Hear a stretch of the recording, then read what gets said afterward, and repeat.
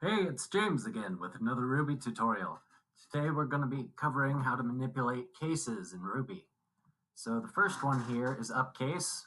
It will change the entire string to be uppercase.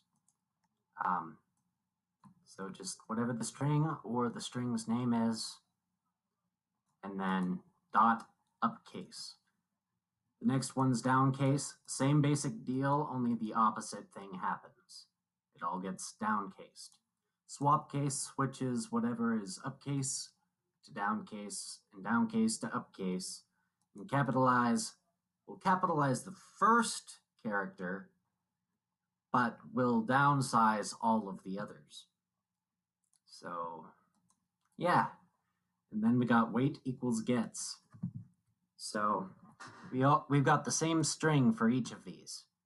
It's lowercase hey and then mortals and capitals.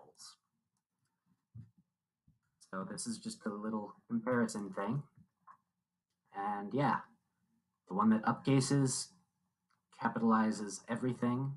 The one that downcases everything. The one that swaps, and the one that capitalizes the first things, but downsizes all of the big ones after that. So anyways, I hope you enjoyed this really short tutorial, and don't get eaten. Bye.